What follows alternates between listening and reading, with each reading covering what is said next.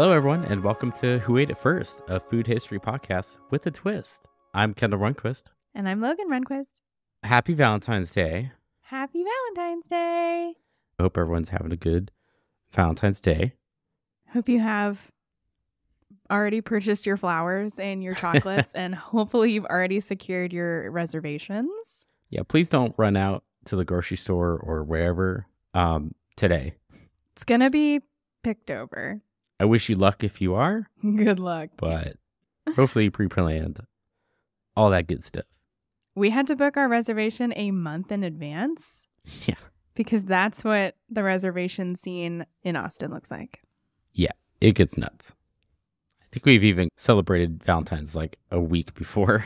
Yeah. So that we could actually get a Valentine's Day reservation. This just so happens to also be our 10th episode. Oh my gosh, yay! I didn't even notice. Yeah. This is number 10. Yay. We have now beaten our record for length of podcast. That's right. And what was that thing you told me one time that most podcasts don't make it past 7? Episode 7, yeah. Okay. So we did that and we beat our other podcast, which I guess we only made 9. I didn't pay any attention, but guess we only made 9. Yeah. But yeah, this is already number 10. Can you believe that? That's crazy. No. I mean, it went by faster because we're doing every week instead of every other week was what we did on our other podcast. That's true. Yeah, this went fast. We decided to start this at like the worst time possible in like the middle of December. Yeah. Beginning of December, I think, is when we decided. Yeah. That was so silly. Right around the holiday season. But we survived. You know, it didn't die. We did survive. I think we had like 160 listens now. Total? Yeah. Nice. Of all our episodes. So thank you, everybody. Is this an appropriate time to remind the people about your challenge? Yes. I was actually just going to look up. I think we're up to 3 reviews now. Oh, y'all must want to see Kendall eat a lemon like it's an apple. Don't we all? I certainly do. I'm just going to preface. I've been hearing some people say eat it like I'm going to eat the whole thing. I said bite into a lemon like it's an apple.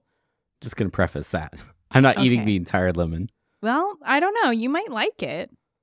Maybe. You know, we'll see. I'm going to definitely give it a bite like an apple. Sure. I have just confirmed as of recording this podcast, we were at 3 reviews. So on Apple Music. So if we get 7 more on Apple Podcasts, we will, or I will at least, bite into a lemon like it's an apple. Oh boy. Maybe I'll do it too. I don't know if that helps. If that gets more reviews faster, sure, I'll do it too. Speaking of our 10th episode, and since it's Valentine's Day, we're doing something a little different, a little special. I'm going to talk a little bit about the history of Valentine's Day. And there's not really a specific food necessarily that goes along with Valentine's Day. There's like chocolates and things like that you know, people give to each other during Valentine's Day, or there's the heart candies. So I thought instead I was going to pick chocolate souffle. Mm. And the reason why I'm doing that is because that is what I made you on our very first Valentine's Day. You did. I can't remember the other food item because that was for dessert, obviously. Yeah, no, we just ate that. Do you remember? Not really. We might have pictures of it somewhere. That was only like our 3rd date or something like that by that point. I decided to cook for you in my apartment because 1, we were poor because we're college students. And 2, in Waco, there's not a lot of places that are kind of nice that you could go to for Valentine's Day. Not back then. And I always talked about how I liked to cook and bake. So I kind of wanted to show off a little bit and cook for you.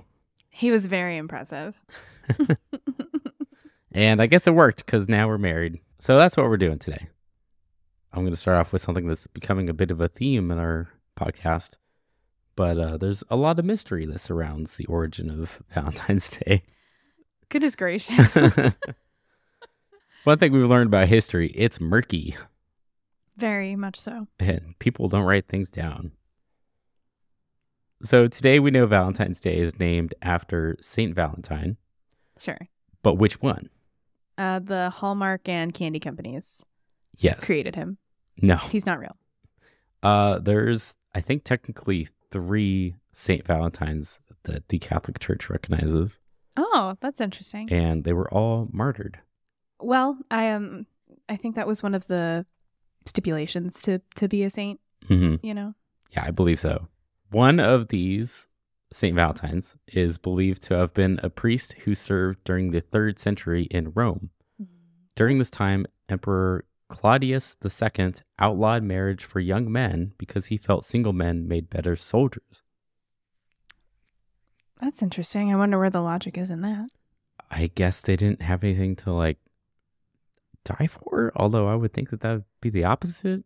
Sure. I don't know. I don't know what his logic was. That's a weird one for me. Valentine decided to defy the emperor and continued to perform marriages and was put to death for this. Dang. That's harsh.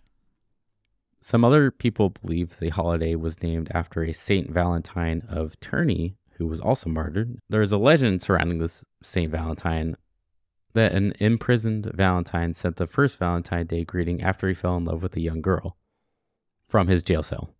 It's said that he had written, "From your Valentine."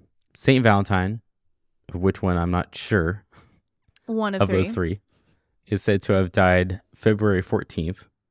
This day is a Catholic feast day to honor Saint Valentine. These days don't actually have anything to do with food. They're just days where you give praise and thanks for the person that you're honoring on that day, which is why it's called a feast day. It's true. It's like a adoration thing. Mm-hmm. Let's call my uncle. I'll ask him about it. Another belief is the church decided to place his feast day in the middle of February, not because that's when he died, but to Christianize the pagan celebration of Lupercalia, which, as we know, that's something that the church did a couple times. Yeah. Spoiler alert, December 25th actually isn't Jesus' birthday. Yep. Spoiler alert. It's in the springtime. It was to Christianize another pagan winter holiday. Yeah. Lupercalia was a fertility festival dedicated to Faunus, the Roman god of agriculture. Mm-hmm. They kind of were like, well, let's put St. Valentine here in that time frame so that there's a Christian holiday instead of celebrating a Roman god.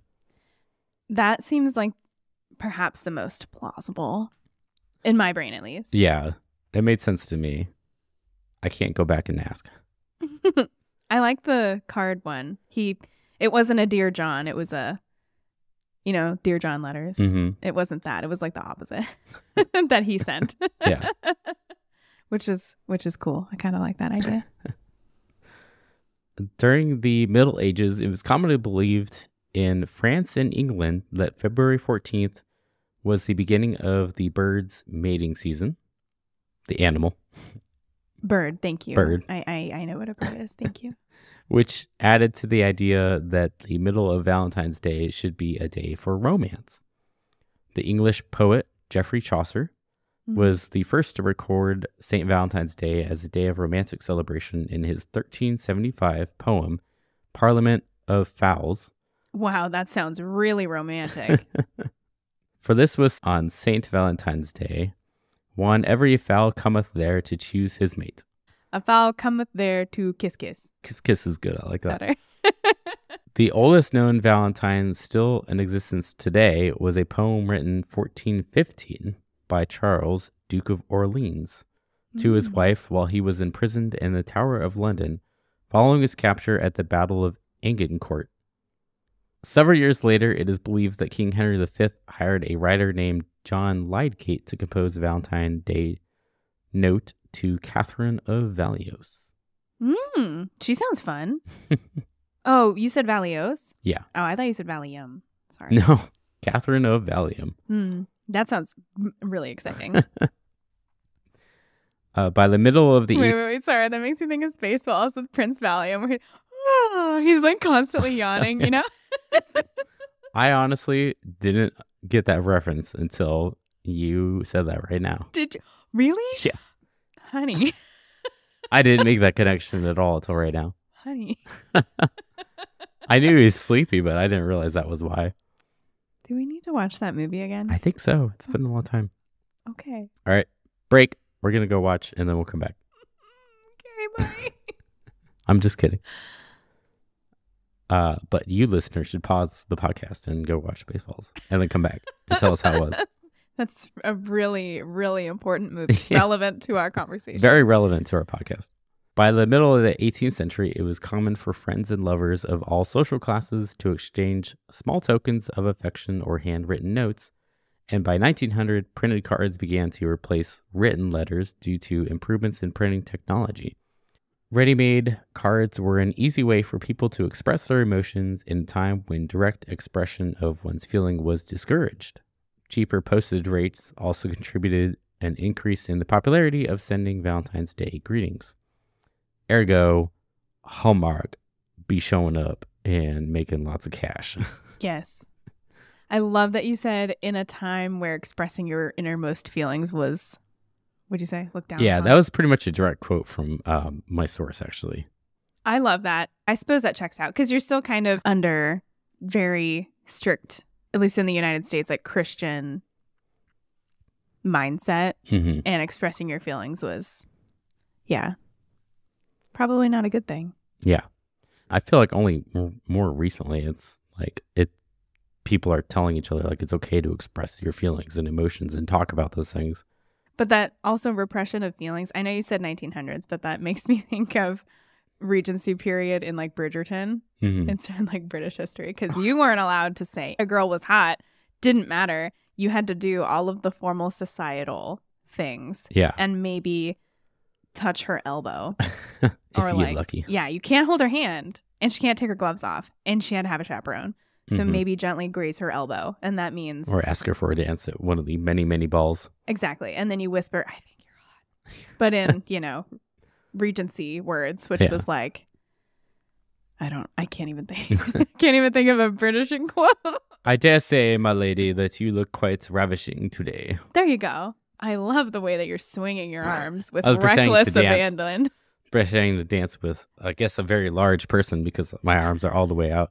I'm also trying not to hit any of our equipment while I'm doing this motion. Sure. So that's kind of all I got on Valentine's Day. I wanted to keep it like relatively short because I also want to talk a little bit about souffle.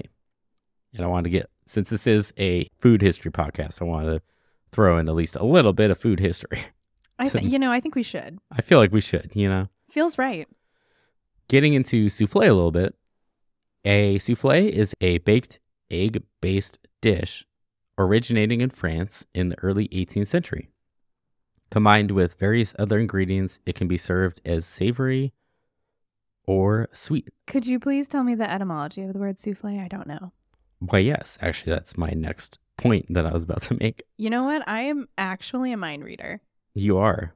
That was literally the next bullet. Yay. Where it says, the word souffle is the past participle of the French verb souffler. Oh. I don't know how to say that. Souffler. I know I'm butchering that, but I don't speak French. Which means to blow, to breathe, to inflate, or to puff. The earliest mention of the souffle is attributed to a French master cook by the name of Vincent La Chapelle in the early 18th century. The development and popularization of the souffle is usually traced to French chef Marie-Antoine Carême in the early 19th century. Okay. So Vincent La Chapelle developed the souffle. Got it. But it didn't really become popular until Marie-Antoine Carême brought it, I guess, onto the main stage. I understand. And this was primarily aided by updated ovens that were heated by air drafts rather than by coal. And this was a key change to make souffles, I guess, easier and more available. The popularity of souffles grew with fine dining from the early 1900s through the mid-20th century. However, it is becoming a dinosaur in the current era of fast casual. That's awful. A dinosaur? That's so rude. Yeah. When diners want their entire meal served in 10 minutes or less and don't really care for dessert. Okay, wait. Who are these people? Who are these people? It's a trend. I'm not going to get on too much of a soapbox, but like pastry chefs are kind of becoming extinct in restaurants because people get in, have their food, and they almost always don't want dessert. So restaurants, usually if they're needing to cut anybody, they'll cut pastry chefs first because they consider it not an economic part of their business. It's kind of like a self-fulfilling prophecy. Like people don't want dessert because they're full or whatever, or some reason. Or that they're not good. So that's the thing. Like restaurants have started more and more to make a lot of pre-made stuff, either from other companies that sell to the restaurants, or they make the stuff themselves, but it's all things that are simple that you don't need a real pastry chef to cook or make. So you get things like, if you go to almost every restaurant, you're going to have creme brulee, a slice of chocolate cake, ice cream, and cheesecake. Cheesecake, maybe a bread pudding. Easy stuff that's like not hard to put together. So people that do want dessert go to these restaurants, but they don't order the dessert because they're tired of the same things. So you kind of run into this process where they're like, okay, well, people still don't want dessert even when we're selling these things. Don't have a pastry chef. So like, what's the point of hiring a pastry chef? So it's becoming hard for pastry chefs to find jobs out there. Oh my gosh, I didn't know that. Thank you for sharing. Yeah, I've been reading some articles about it lately. It's becoming an issue, which is sad because there's some really great pastry chefs out there, but it's getting harder for them to find jobs because people don't want to eat dessert for some reason whenever they're at a restaurant. I will say, if you happen to go to a nice restaurant and they are serving things that aren't those things, like they aren't just serving creme brulee, chocolate cake, and cheesecake and whatever, if they actually have something interesting, like I would encourage you to buy it because you're actually helping keep people in the job that they're in when you do that. And like you're at a nice restaurant, so like order the dessert, dude. Yeah, do it. Even take it home. Like that's the thing that I think people don't realize. Like you can take the desserts home and just have it later. You don't need to eat it right there at the restaurant. We do that, or my family does it all the time. They'll be full from dinner, but they'll still want dessert, so we'll take it home and have it later that night or the next day or whatever. But that way you're still supporting the restaurant and those pastry chefs specifically. Honestly, I had never heard of that ever until I met you. I thought that was a very wild concept. What do you mean get dessert, but get it to go? That is wild. Yeah, I know. It doesn't seem that weird, but I think a lot of people don't really even think about that you could just like taking whatever you don't eat to go. You can also just order a dessert to go and they'll throw it in your bag and you can have it later. It might not be as good as like fresh from the restaurant, but it's still pretty good. I'll get off my soapbox, but yeah, please keep pastry chefs in the business because they're incredible. They work really hard. They work really long, crazy hours and deserve a part in the business. So buy dessert. Thank you, honey. Speaking of dessert, that is all I actually have for souffle. So I'm going to jump into the kitchen portion of our episode to talk about the recipe. Yay!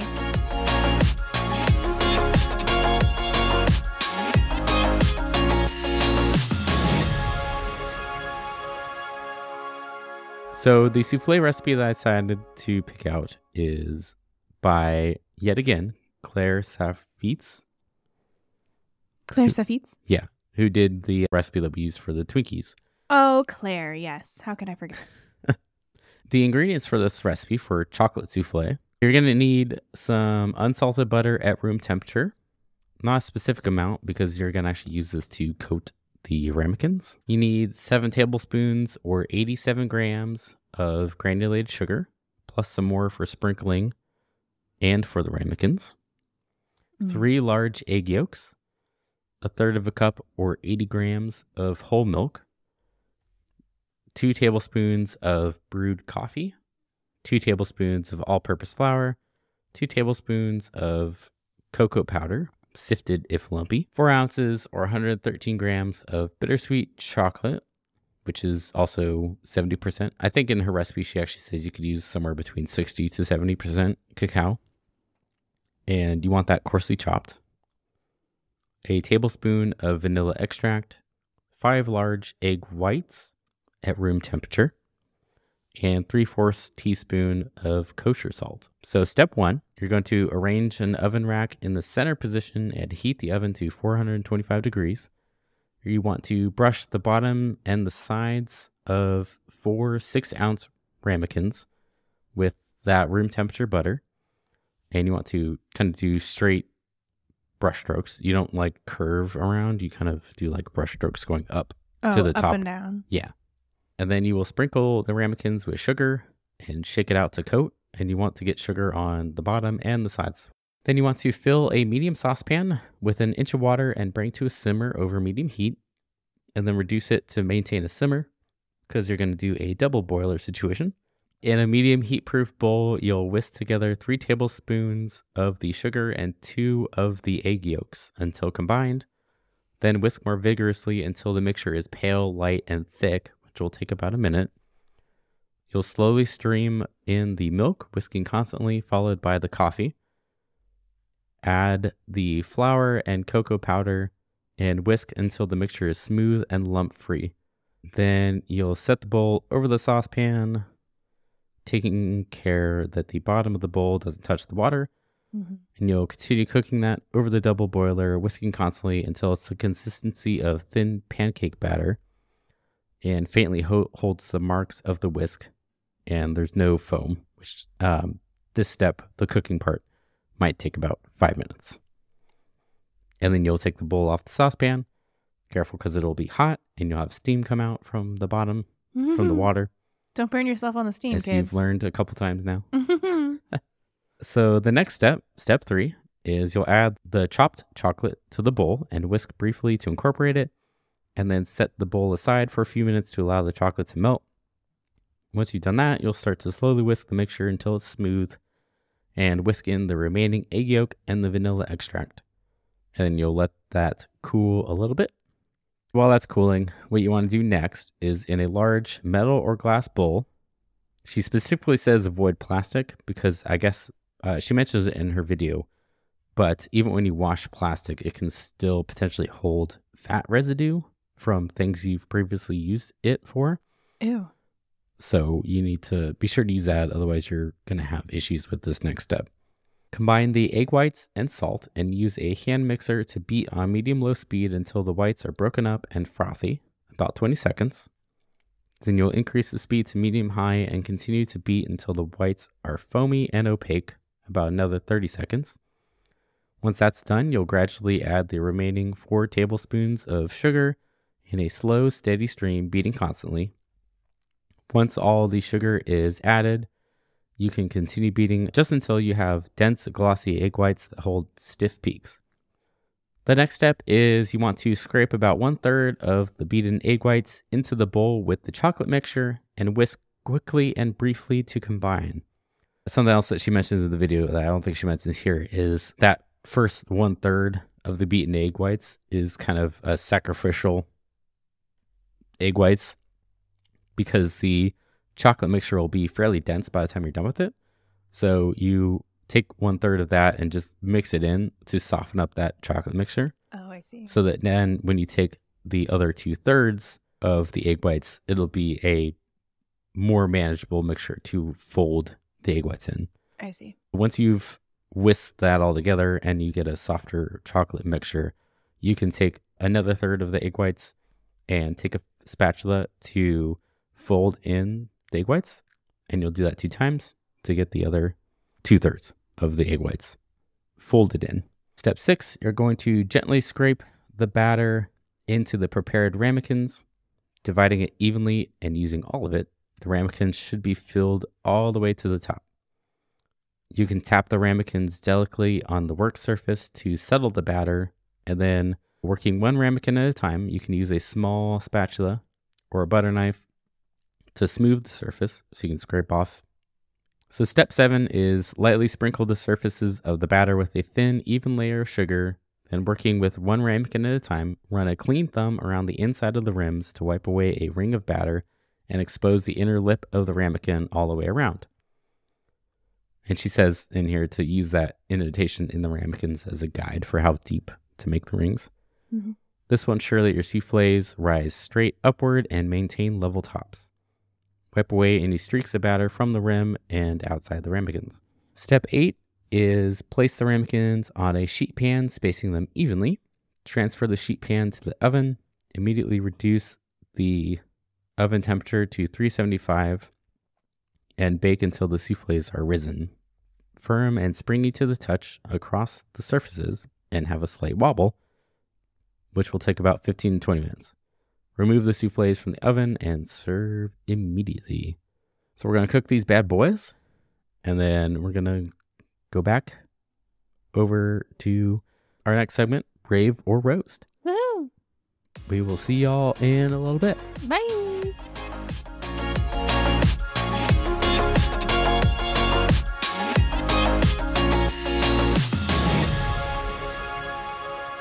Welcome back to Rave or Roast.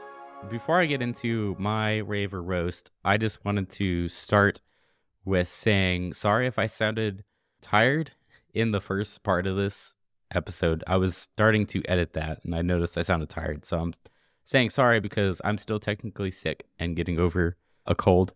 So if I sound a little, that's why.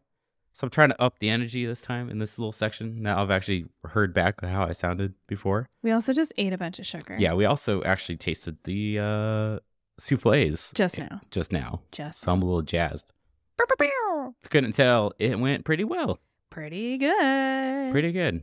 I think from a technical perspective, I executed it pretty well. I mean, I don't mean to like toot my own horn or pat myself on the back or anything, but oh, did you pull something trying to humble brag. Pat yourself on the back? Yeah. There? Oh. I think it actually turned out pretty good. The only complaints I think I'd have is I put a little too much salt in there.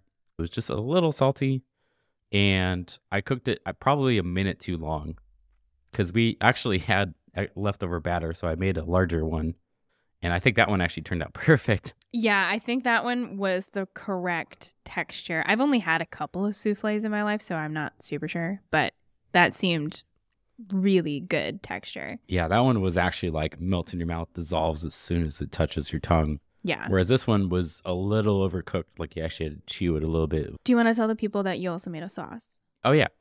We decided to just whip up a really simple sauce, a little simple chocolate sauce. It just had some cocoa powder, milk, flour to thicken it, some chocolate chips. It was just a simple little chocolate syrup to add in there, which was nice. I liked it in there too. Good. But yeah, they rose really nice. I got a really nice height on it. Check out the Instagram videos and pictures that we'll post to see that. But yeah, the rise was really nice. It got a nice crispy crust on it. It turned out great, honestly. I was really impressed. I'd say probably with all that together, I'd say a 9 out of 10, maybe even 9.5 out of 10 for me. Well, I'm going to give you a 10 out of 10. Thank you. 10 out of 10 chef's kisses. Because that one, bigger one, was perfect, in my opinion. Like, that could be served at a restaurant. Ooh, well, thank you. Like, that was very nice. There used to be a French restaurant in Austin that closed, and I'm very sad about it. And they had really good soufflés. Like, that could have come from there. It was very similar to that one. It was very professional. Thank you. Baking's definitely where I think my strong suit is over cooking. I love to cook too, but I think I'm a much stronger baker. It was fun to get to utilize a lot of technical skills that I haven't really gotten to stretch, I guess, in a long time for baking. I will say she was right about the ramekin buttering. I think that was important. Oh, yeah. Having your lines go straight up and like making sure every inch is covered. Like, I think that really helped. And you handled that, and your execution of that was beautiful too. So that was really fun. Yeah. I just slathered butter on there and just kind of slapped it around. And then at the very end, then you just make sure it's all pointing upwards. And then you just throw a bunch of sugar in there and shake it around. And it was very fun. Yeah. I enjoyed it. I also enjoyed eating it. There's one left and we should go eat it. So we got to go. Thanks everyone for tuning in to Who Ate It First. If you like our podcast, please help us out by following our Instagram account to see some behind the scene pictures or by leaving us a review on your preferred podcast platform. Preferably Apple Podcasts if you want to see Kendall eat a lemon like it's an apple. Correct. As we mentioned at the beginning, we still need 7 more reviews before we're going to do that. So if you want to see that on our Instagram, you're going to have to go leave those Apple Podcast reviews. Everybody wants to see that. If you have a food that you'd like us to do an episode on, pictures of your attempts to recreate some dishes that we've covered, or a funny food story you'd like to share with us, then email us at whoateitfirst@gmail.com. We might share it in one of our future episodes or on our Instagram. Once again, I am Kendall Runquist. And I'm Logan Runquist. And it has been delicious. Chocolate!